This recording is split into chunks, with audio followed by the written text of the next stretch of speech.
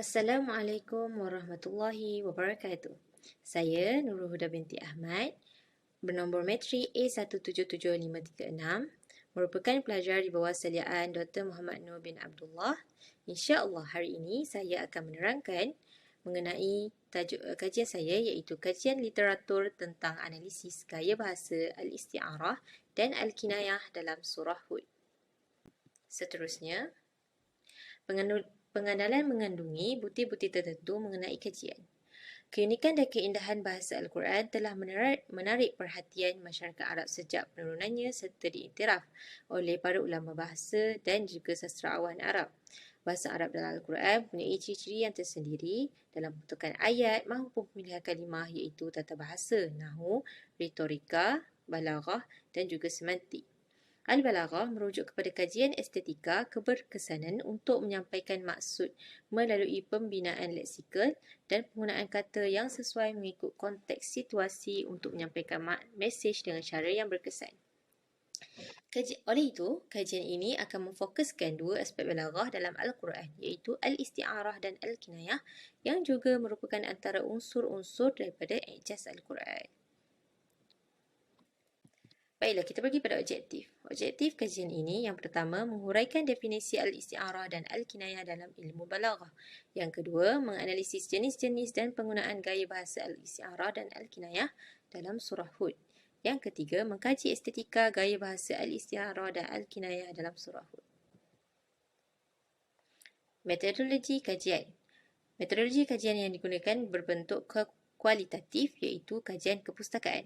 Kajian kepustakaan ini menjurus kepada bentuk analisis kandungan iaitu mengkaji kedua aspek balaghah tersebut dalam surah yang dipilih dan menyingkap makna di sebalik ayat. Menggunakan dua cara iaitu metod penentuan subjek. Penentuan subjek kajian dilakukan dengan meneliti sesuatu tajuk dengan baik agar dapat memilih tajuk yang bersesuaian untuk dijadikan penulisan ilmiah. Dan matlamat yang ingin disampaikan juga oleh pekaji juga jelas dan berkaitan. Metod pengumpulan data pula iaitu menggunakan dua sumber. Sumber utama kajian ini menggunakan Al-Quran Karim, manakala sumber sekunder menggunakan karya ilmu balaghah, karya ijaz Al-Quran, karya tafsir, karya leksikografi termasuklah jurnal-jurnal penyelidikan, tesis, artikel, penulisan ilmiah, ensiklopedia dan juga carian internet yang berkaitan dengan kajian. Seterusnya, kajian literatur. Kajian literatur ini disusun mengikut topik kajian. Yang pertama, Al-Balaghah.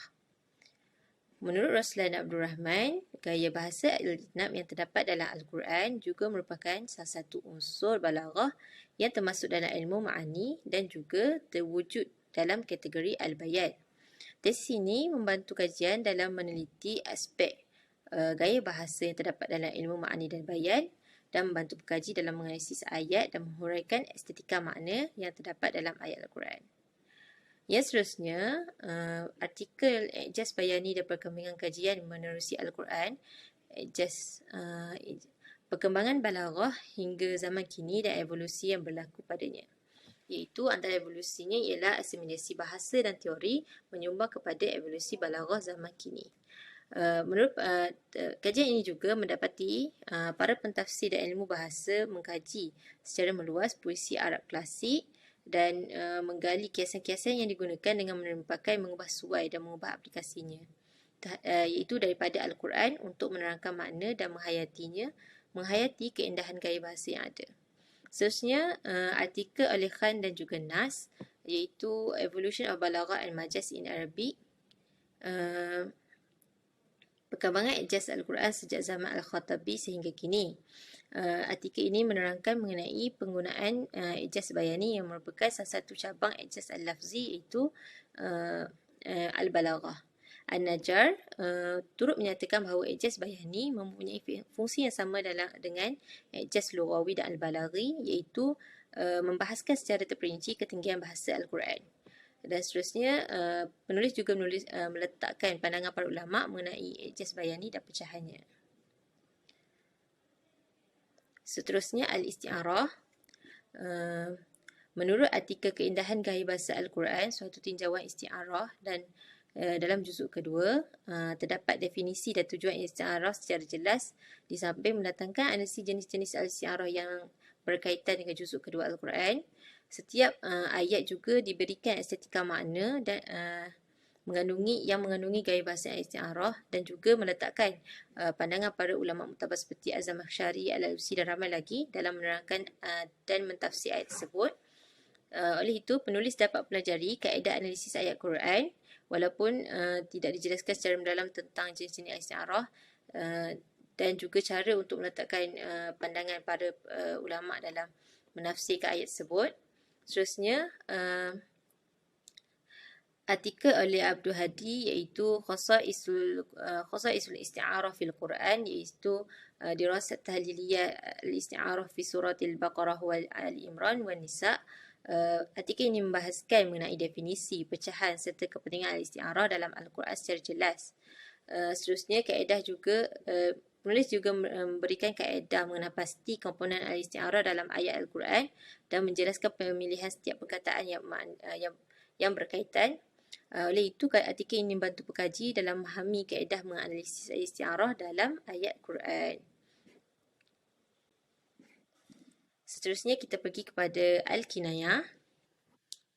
Seterusnya, dalam Al-Kinayah, artikel analisis ayat-ayat kinayah dalam Al-Quran yang ditulis oleh Yahya Nurbayan pada tahun 2020 menyentuh mengenai definisi Al-Kinayah dan pecahannya secara kasar.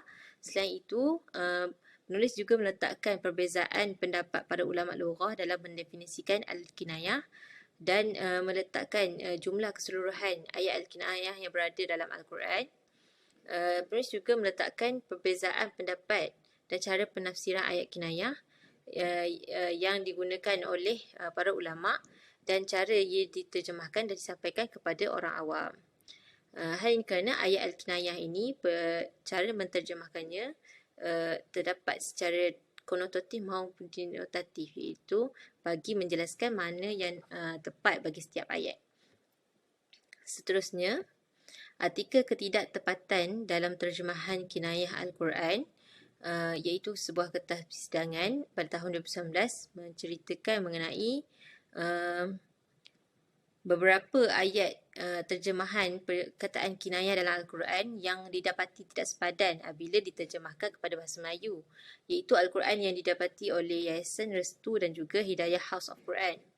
Gaya bahasa Al-Kinayah merupakan terjemahan bahasa figuratif yang memerlukan kepada ketepatan terjemahan agar dapat difahami pembaca, memandangkan cabaran penterjemahan dua bahasa adalah mencabarlah disebabkan oleh perbezaan budaya dan peraturan linguistik. Selain itu, ketidaktepatan terjemahan Al-Quran juga yang berada dalam Al-Quran yang tersebut didapati bertentangan dengan tafsiran para ulama muktabar yang boleh membawa kepada salah faham dan juga penyampaian mesej yang dimaksudkan. Melalui kajian ini, penulis dapat mengetahui kepentingan Al-Kinayah dalam terjemahan ayat Al-Kinayah yang tepat kepada terjemahan bahasa Melayu. Yang terakhir iaitu kesimpulan. Apa yang dapat disimpulkan, Al-Isti'arah dan Al-Kinayah merupakan salah satu daripada cabang disiplin ilmu ijaz bayani, iaitu kajian menganalisis gaya bahasa yang terdapat dalam Al-Quran. Kajian lepas juga mendapati perbincangan mengenai skop ini giat dilakukan sehingga ke hari ini, dan kerana masih banyak ayat Al-Quran yang belum diterkai dalam memahami makna sebenar yang ingin disampaikan. Oleh itu, pengkaji memilih untuk mengkaji kedua gaya bahasa ini dengan memfokuskan pada surah Hud agar kajian ini dapat menyumbang secebis usaha dalam membantu masyarakat memahami Al-Quran dengan lebih baik. Baiklah, itu sahaja pembincangan saya pada hari ini. Sekian, terima kasih.